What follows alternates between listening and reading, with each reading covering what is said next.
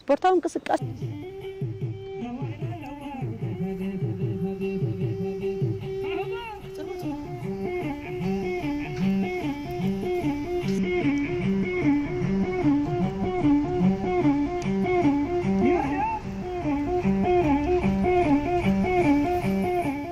نسعبت أمنة كريستنا انقع نبعل لدة كريستوس بسلام أبصحكم أبصحنا كنبل نفتو أب بعل لدت زوتر صوت الله صوت قارصة أيو صوت قارصة أنت يمثل ويدما مناسي نمنت يوم زوت وزول نجار كندسس أو زميدا زترخيبنا لنا كم تري وزلكم كبرات تملكتنا مناسي ببهلاوي نايك قارصة صوتها معريقهم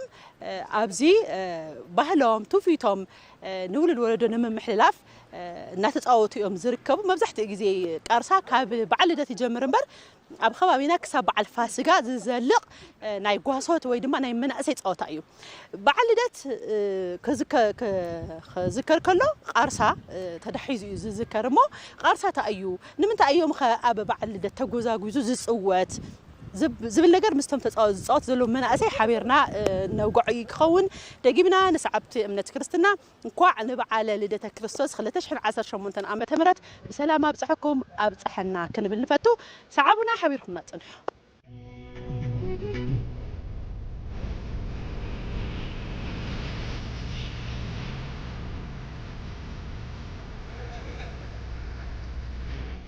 صوت قارصة خمير خيب كيو كابتن تصوت حدا خنيرخا بطعم صبغ ناي قدم ناي نسنت بحلاوي صوت أصله زخنة بطعم دسيلني تصويت خمي خير خيب كيو يا قول عندنا مجاي هذه عبيخة مجاي لو ترديك بطعم هذه تي اشتيك خلها بزح قلبت يطيقيو إن عز حز خوينا تصوت وخلاه قد قرب كودي لني أنا خاقل فتي أيه زي يا تركلني بتري خونن قل سلازي كونه زنجيزيو زرخبنا هنا غير نمبر تي نبعلو متصوتي أبزي ترر زبالة نجارلو طعم خصوته خلو طعم بفلاي أبقطر بفلاي أبقطر زي صوت هذا قارصة مبزحت جزء أبقطر سلازو خانة بطعم يدس لك تحاد خدك أحتري وحلها بطعم يدس لمونا بكابين قالوا يوز صوت قالوا يل خدت حسب هو بحد خباب بتاعت بفلاي أبقطر قالوا أبكتو ما كوب زحي فلتن أبقطر جنالو قالوا يو سلازي بحالنا كعكب تصير قالوا بطعم مكر زخانة بحلا وسلازو خانة أب كل قطرات تجرال إذا نجار زقت الدس يلين. هذا شعرتي نجاباي ودهاجاي نجنستي سارن كسكستي أهوي أهوي هوي ما ونو باشا هتولعو باشا من تاي باشا راقوشا ترجع حم باشا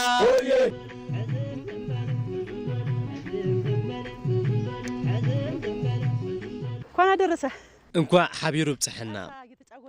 قرصا ክትጻወት ጸኒሕካ ርኢካ ሞ ብኸባቢኹም ከምዚ ይጽወት ድዩ እወ ይፍለጥዩ እንኳ ሓቢሮ በጽሕና ጽቡቅ ጨዋታ ነበረ ትችላለህ ትግርኛ እና እወ ይፍለጥዩ ጽቡቅ ወን ተጻዊትና የተካዊ ለምሳሌ እኔውን ለምሳሌ እዚ ያገሪቷ መሃል የሚባለውን እዚ ምስራቅ ሸዋ ነው ያለው አነውን እና ተጻወትከ ዓቤ አነ ሕዚ ምብራቅ ሸዋ የተወሊደ ዓቤ ሞጆ ገጠር ዓቤ كمزي لم زعشلو خبابيو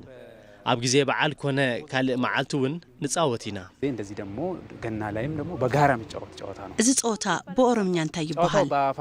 በአፋን ኦሮሞ ቂሌ ይዝባል። አንተ በጣም ይመሳሰላል። ይገርም እዩ ተቃራራቢ እዩ ሽሙ። በትግርኛውን ቃርሳ ይዝባል። ቃርሳ በኦሮምኛ ጠንካራ ማለት እዩ። ማለት ይሄ አሁን ሁሉም በኢትዮጵያ አካባቢ ያለው ባህል ተመሳሳይ ነው። የኢትዮጵያ አንድነትን በደንብ ይገርመኪ አብ ሁሉ ከባቢ ኢትዮጵያ ዘለው ተመሳሰልቲዮም አብዚ ሓድነትና ድማ ትካላትውን ክሰርሓ ይግባእ ኮላይ ምስ ባህልን ቱሪዝምን ብምትሕባር ኩሉ አብ ሓድነትን ጸጋታትን ክሰርሕ ይግባእ ይብል ደጊመ ርሑስ በዓል ልደት በደንብ መስራት ያለባቸው ከባህል ከቱሪዝም ሚኒስትር ጀምሮ ታች ያሉት አዋቃቀርም መስራት ያለባቸው እንደዚህ አንድነትን የሚያጠናክሩት አንድነትን ከፍ የሚያደርጉት ኢትዮጵያም የምትጠቀምበትን ላይ በደንብ መስራት አለባቸው ተቋማት እኔ አያና ጋሪ ብያለው መልካም አመት በዓል كان عصكم انكو عبد حكا ينكون ادرساችሁ መልእክት ማስተላለፍ የምትፈልጉ ካለ ይሄው አዎ ለመላ ኢትዮጵያን ለይሄን ፕሮግራም ለሚመለከቱ ሁሉ እንኳን አደረሳችሁ ባህሉ የጋራ የአንድነታችን የብልጽግናችን የፍቅር መሆን እንደሚሆን እመኛለሁ ገለቶማ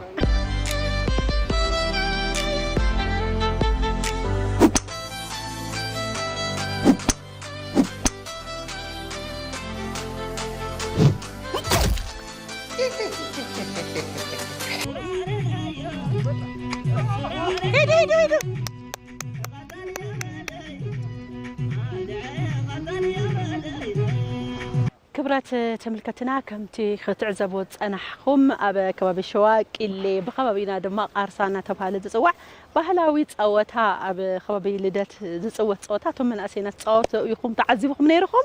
እዚ ባህል እዚ ካብ ከባቢና ሓሊፉ ኣብ ካልእ ከባቢ እውን ከም ዘሎ ብካልእ ቋንቋ እውን ከም ዝጽወት እዩ ክነግረና ጸኒሑ ካብቶም መንእሰይ ሓደ ማለት እዩ ሕዚ እውን ፕሮግራምና ተፈትዎ ከም ዘለኹም ተስፋ ይገብር ኣብ በዓል ልደት ተጎዛጉዙ ናኹም ዝበጽሕ ዘሎ ፍሉይ ምድላው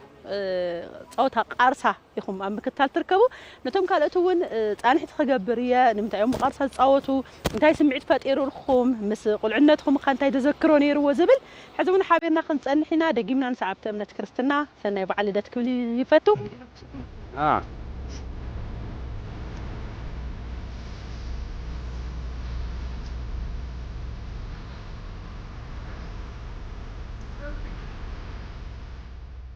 دقيمنا روحوس بعال لدت كنبنفتو كبرات تملكتنا حزون مستوى مساب قارصه مسوم من اساي زنبر نصانحيت نقصل يزركب ابزلو ዛ قارصه ዚኣ ካብ መስራሕ ሒዞም ጀሚሮም ጻወታ ካብ ምዝግጃይ በዋናነት ዝመርሕዎ እዮም مسوم وقع جبريه حزون حاويركم نخونو قاعد صحكاتكم قاعد لابزلم قاعد حنا مصاخ እሺ ዛይድ ላአኹን ኳዓብ ጽሕኪ ንመላእ ተኸተልቲ እምነት ክርስትና ድማ ንበዓል ልደት ኳዓብ ጽሕኩም ክንንደሊ ሩሕስ በዓል ክኾነሎም ድማ ንምና ቃርሳ መስራሕ ብጣዕሚ ከም ፈተነካ ለውጋዕ ኻነ ነርኻ ሃመይ ነይሩ እስኪ ተመልከትና ውጋዕ ምናልባት ኣብ ዓድና ቀደም ቃርሳ ክስራሕ ከሎ ቃርሳ ንምጭዋት ምድላዋት ይዝጅምር ያው ኩሉ ግዜ ካብ ልደት ጀምርካ እስካዕ ፋሲካ ዘሎ ናይ በዓል ልደት ምኽንያት ጌርካ ይጀመር በር እስካዕ ፋሲካ እዩ ቃርሳ ጸዋታ ዝጅምር ስለዚህ ትምስንዳ መጀመሪያ ቃርሳ ምስንዳ ኣሎ ቃርሳ ብዙሕ ግዜ ካብ ዕንፀይቲ እዩ ዝሰናዳ ከምኡ ድማ ሓሊፉ ዕንፀይቲ ኣብ ዘይምችወሉ ድማ ብቲ ዘመናዊ ካብዚ ናይ ጫማ ኮንጎ ንብሎ ጌርካ ሓዊ ጠቢስካ ብምድብልባል ይስራሕ ዕንፀይቲ ክትብል ከለኻ ማለት ዕንፀይቲ ሃመ ገይሩ ከምዚ ዓይነት ቐልጽሕ ዘለካ ኢለ ካብ ዕንፀይቲ ማለት ካብ ሱር ይፈሓርሙ ዕንጨይቲ ታሱራ ብደንብ ጌርካ ትወጽእ እሞ ታሱራ ብደንብ ጌርካ ተጸሪባ ይጸርዋ ኣለዉ ዓበይቲ ወለዲ ክቢ ይሰርሕዋ ኩዕሶ ጻዕዳ ትኾን ብዙሕ ግዜ ግን ንምጽዋት እውን ብዙሕ ሰብ እውን ተወቂዓ ኣብ ቃርሳ ጉዳት ዘይተብጽሕ ከምዚ ኢሉ ላስቲክ ትኾን ተሎ ይሳ ጠንካራ ስለ ዝኾነ ዕንጨይቲ ግን ተሃንን ዶ ትርሕቕ ትቃዕተላ ትኸድያ ትርሕቕ ትጓዓዝያ ግን ኣብ ግንባር ሰብ ኣብ ርእሲ ሰብ ተወፂሓ ተወቂዓ ግን ብዙሕ ከምታ ተጋጣሚ እውን ቀደም ህንርኢ ከለና ኩዕሶ ማዚ ቃርሳ ክንጻወት ከለና ከም ዘጋጥም ነይሩ ግንባሮም ተወቂዖም ደም በለል ክብሉ ዝኽእሉ ዘለዎም ታቃርሳ ወቂዓቶም እዚ ግን ካብ ላስቲክ ይሰናዳ ስለዚ ብዲ እዚ እውን ተሕምም ያ ግን ላስቲክ ስለ ዝኾነ ንእሽተይ ካፍቲ ዕንፀይቲ ፍልይ ይብል እዩ ከም ትልሓተትክኒ ኣብ ኣዲስ ኣበባ ኮይንካ ከምዚ ዝበለ ቃርሳ ንምስራሕ ፈታኒ እዩ ንእሽተይ ሓደት ጎማ ወይም ላስቲክ ጫማ ንምርካብ እውን መፀገሚ እዩ እሱ ምስ ተረኸበ እውን ኣብ መንጎ ናይ ኣዲስ ኣበባ ናብራ ኮይንካ ሓዊሎ ምስ ቃጺል ካብኡ ተእትዎ ከለካ ዘሎ ጭስ ዘሎ ዝወፅእ ትኪ ዳር ስጣጣ ገርካዮ ብጣዕሚ መፀገሚ እዩ ምስ ተቃጸለም ልምድብል ባሉ ባዕሉ ክብ ንምስራሕ ዝተፀገምናሉ ብዙሕ ካልሲ ይባላሽ ኣነ ኸዚ ካልሲ ጓንተ እትየ ቲ ለእተኽቦ ጓንቲ ቲ ላስቲክ እዚ ላብ ኢደይ ትገብሮ ተለኹ ሓዊ ምስ ተቃጸለ ኣብኡ ይጣበቕ ካሊእ ካልሲ ቅይር ከም ናገርና ድሓርቲ ገዛ እውን ቲ ከባቢ ትክብትክ ጌርናዮ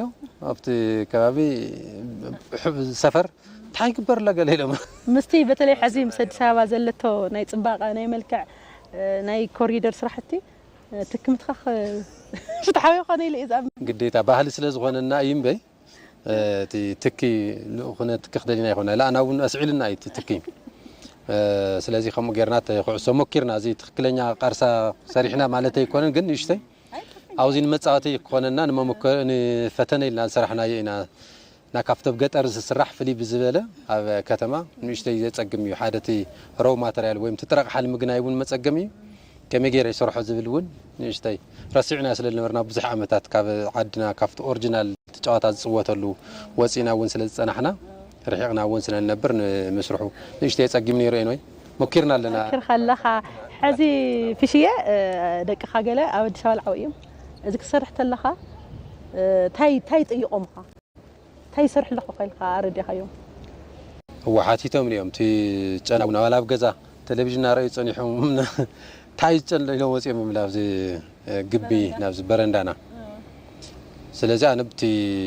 ልፈልጦ መሰረት ቃርሳ ይዝባል ኣብ ዓድና ባህላዊ ጸዋታ ይልክዕ ከምዚ ኣብ አዲስ አበባ ማእከል ሃገር ውን ናይ ገና ጸዋታና ነው ጸዋትዎ ዓይነት ካብ መሬት እዩ እዚ ካብ ኣየር ይዝቅላዕ ከምቲ ቅድም ዝሪእዎ ዝነበሩ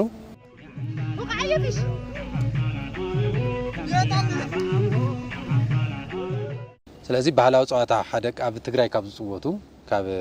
ልደት ጀሚርካ ካብ ዝጽወቱ ባህላዊ ጸዋታ እዩ ለን ምርዳእ ሞኪረ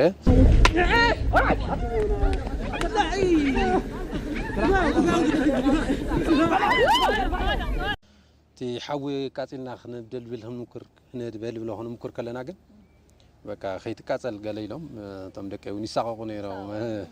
نعم نمردا مكيره مالتي حلاوي صواتا يكونوا خزي جن هيمانوتاو ملعل ويم توفيت ما بقسلهم توهيلي زمن خزي عبوتاتنا ويم مرحت هيمانوتون باستفالالي ملكعو خمس قلصولنا ቃርሳ ዝመጸሉ ኣብ ልደት ውን ዝጫወተሉ ምክንያት ይገልጹ እዮም ታይም ዝብሉ ጎይታና መድኃኒትና ኢየሱስ ክርስቶስ ተወሊዱ ክባሃል ከሎ ቤተልሔም ዝሰምዑ ሰባት ወይም ዝሰምዑ እስራኤላውያን ናፍቲ ቦታ ንኽጓዓዙ ጉዕዞ ጀሚሮም ይዝባሃል ብዙሓት ኮይኖም ልደቱ ክሪኡ ዝተወለደ ኸይዶም ክሪኡ ማለት እዩ ህዋ ጉዕዞ ክጅምሩ ከለው ብዙሓት ኮይኖም ኮኸው ይመርሐም ነይሩ ሰማይ ሰማይና ኸደ ናፍቲ ቦታ ናፍቲ ተወለደሉ ቦታ ይዝባሃል ስለዚህ ኮኸውና መርሖም ኣስታት ክልተ ዓመታት ጉዕዞ ገይሮም ይብል እቲ ጉዕዞ ናኸዱ ምስ ጸንሑ ኣብ ክልተ ዓመት እቲ ኮኸው ይስወሮም ይጠፍኦም ሞ ጎይታና መድኃኒትና ኢየሱስ ክርስቶስ ተወሊዱ ክንርኢና ተጓዓዝና ናህለና ዝጠፍኦሉ ምክንያት ኮኸው ዝመርሕና ዝነበረ ናፍቲ ቦታ ተወለደሉ እዩ መርሖም ነይሩ ተፈጸሙሉ ትንቢት ማለት እዩ ስለዚህ ጠፍኦሉ ምክንያት ኣብ መንጎና ወይ خالي خفات زحسب سبله ወይ ኃጢያት ሰርሐሎ ወይ ናማቱ ዝጓሓለሎ ስለዚህ ንማህለል ኢሎም ተኣኪዮም ተማህሊሎም ይባሃል ካው ምስተማህለሉ ቶም ሰባት እቲ ሕማቅ ዝሓሰበ ሓደ ካብ መንጎም ሄሮድስ ዝለኣኾ ሰላሊ ነይሩ ይባሃል ሰላሊ ኣብ መንጎ ራሕራሒሉ ዓርሶ ጋሊጹ ከም መንዳ ኢኻስኻ ታይ ትገብር ኣብዚ መጽሓ ገለተልዎ እቲ ዝመጸሉ ምክንያት ቅኑዕ ዕላማ ከም ዘይኮነ ወይ ቅኑዕ መንገዲ ከም ዘይኮነ خالي خفات ዝሓሰበ ተንኮል ከም ዘለዎ ይርድኡ እሞ ኣብኡ ሰራዊት ዝነበሩ መጽኦም ክሳዱ ውን ይቅልዑ ወይ ቆርጹ ወይ ይባሃል ካብኡ ተኽሳዱ ምስ ቀልዕዎ እቲ ታርእሱ ከም ኩዕሶ ከም ትኸዚ ቃርሳን ጫወተለና ተመጻጻ ሽዑ ይቃርሳ ተጀሚሩ ይባሃል ርእሱን ኣቀልዑ ላፍቶም ነገስታት ኸይዶም የብጽሕዎ እቲ خالي ኣካላቱ ናይ እግሩ ናይ ኢዱ ምናምን ዘሎ ዓጽሚ ውን ታይ ገይረምዎ እዚ ኳሊኳላን እዚ ሃለላን ዝባሃል ከዛ ከምዚ ነገር ካይ ሃለላን አልካ ዝጭወት ካፍቱ ኣጋሩ ካፍቱ ኢዱ ካፍቱ ዓጽም ዝተሰሪሑ ዝመጸይ ዝባሃል የሃለላ ትባሃል ተለ ተማሃለላ ይዝባሃል ስለዚህ ምሳይ ስለዚህ ካብዚ መሰረት ገይሩ እዩ ሃይማኖታዊ መበገሲ ወይም ፊት ዝባሃል ሕዚ ከምቲ ዝገለጽክዮ ምስ ባህሊ ተኣሳሰር ተሎ ሃገር በቀል ባህሊ ካብ ተባሂሎም ካብዚ ፍለጡ ቃርሳ ኢልና እንድሕር ወሲድና ቃርሳ ህዝቢ ብፍላይቲ መብዛሕትኡ ማሕበረሰብ ገጠር ዝነብር ህዝቢ ቃውዒ ብሕርሻ እዩ ዝነብር ቃውዒ ከዓ ክስካዕ ተሓሳስ ከባቢ ዘሎ ይዓጺዱ ወዲኡ ዓውዱ ኣኺዱ ጎድኡ ወይ ሽርፉኡ ጎተሩ ዝመልእ ኣብዚ እዋን እዚ ብዙሕ መንእሰይ ብዙሕ ናይ ገጠር ዝነብር ህዝቢ መዘናግዒ ዝገብሮ ቃርሳ እዩ ስለዚህ እዚ መዘናግዒ እዚ ሃገር በቀል ጨዋታ ሓደቲ ናይ ጉልበት ውን መፈታተን እዩ ጎወዝ ዓዲ ተባሂሉ ዝፍለየሉ ቃርሳ ክቅልዕ ከሎ ብጣዕሚ ርሑቕ ከሸንፈሉ ዝኽእል ክቃለሱ ከለው እዚ ቅልስ ንብሎ ተቃሊሶም ከውድቕ ዝኽእል ካብዚ ዝምረጽ እዩ ስለዚህ ቃርሳ ኣብ ከባብታት ገጠር ትግራይ ብሰፊሑ ዝካየድ ብሰፊሑ ዝተለመደ ብፍላይ መርዑ هو ክዕቀብ ዘለዎ ሓደ ከም በባጽሕ ቱሪዝም ውን ኮይኑ ከገልግል ዝኽእል እዩ እቲ ምክንያት እዩ ብዙሕ ሰብ እቲ ማሕበራዊ ምትእስሳር ውን ዝንጸባረቀሉ እዩ بزح منسي بزح حزب يزكب ببعد ملكو وني زጫወት خاز مناسي زبحالو عبيتي مناسي زبحالو لو انتم تጫወቱ قلعو تخوينم كعا ولدهم صريحهم ويم حاتم عبيت حاتم صريحهم هبون قارسا اسمو لو ينم تጫወቱ تم قلعون سلازي تناي محورا متأسارو صبو بطعمي زقرم محورا متأساري زلوو تي ناي سبورتاوي منقسقاسون عام خالت حنصلو قلبت خالت تفتنلو قلبت خالت تفكرلو وني او غوبس تواحيل زوصلو سووني زلو سلازي بذكر زخل اندحر عبينايو اندحر زمينايو اندحرنا تعاوتا ميلوون نمعولنا يمصينا اندحر عقبنا يخدنا مباصح توريزم ون كوننا زخل حدا حوي حفتلنا كافتم زلو بزحات حفتات عدنا بهاجر درجاون بكللون اندحرينا حدا كوننا يخيل يلكا مصادق علي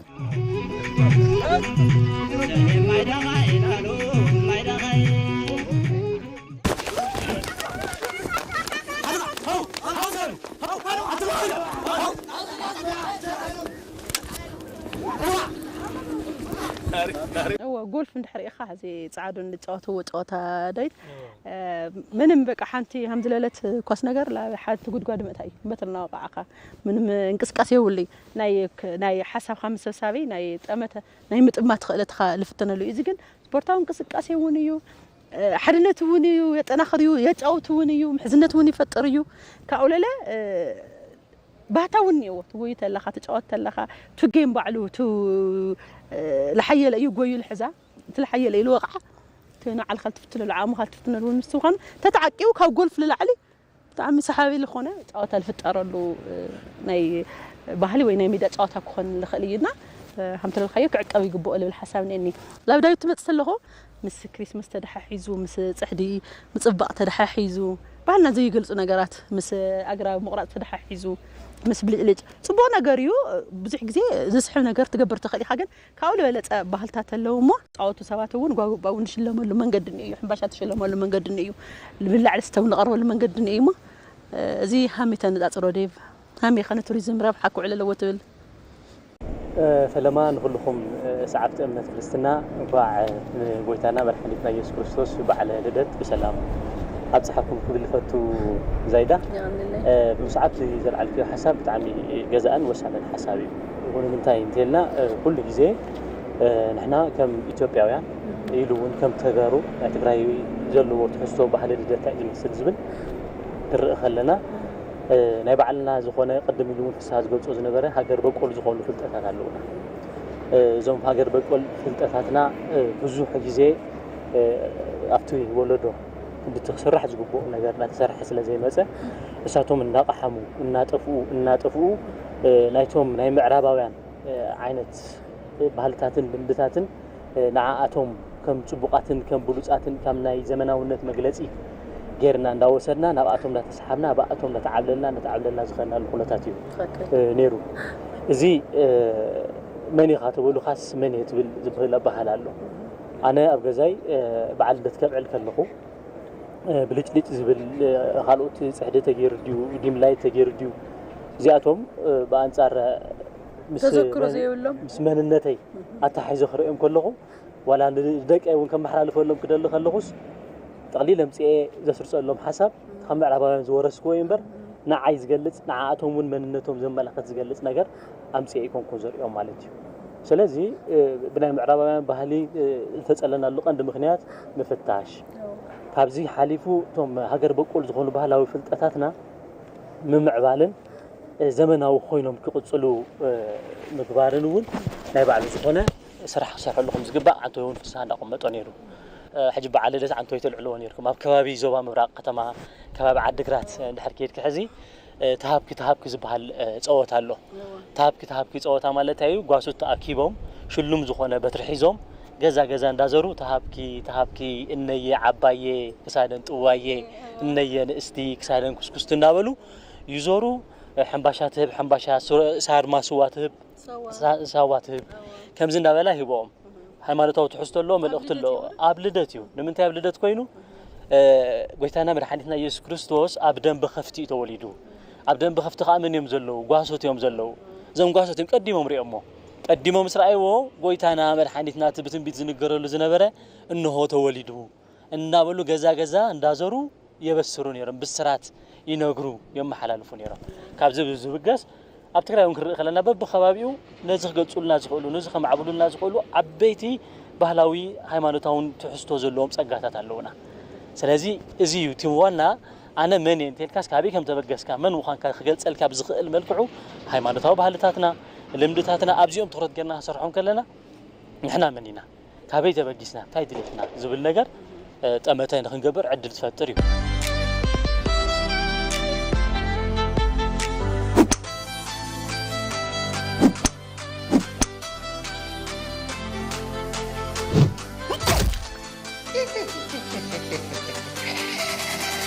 ያው ለማዓቲ ትግጥም ሪኽ ከም ዝራኺዮ ንፍስሃ ያው ማይ የብልየ إذا خاطر عادي غير مسير معتي. هميدو. جنا هو جزء بجنس كله والي تسعير كحيك مت. يا ولو معتي. لا لا زراعيو نفسها ما يبدأ. مسارة دما إذا خاطر عادي غير مسير معتي. هميدو. أي تخا جنا هو جزء بجنس كله والي تسعير.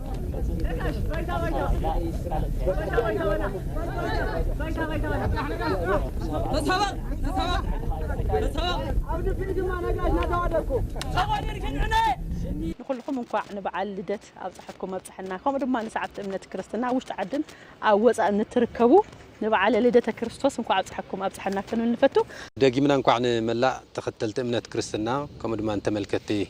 تلفزيون إثيوبيا نقع دقي نقع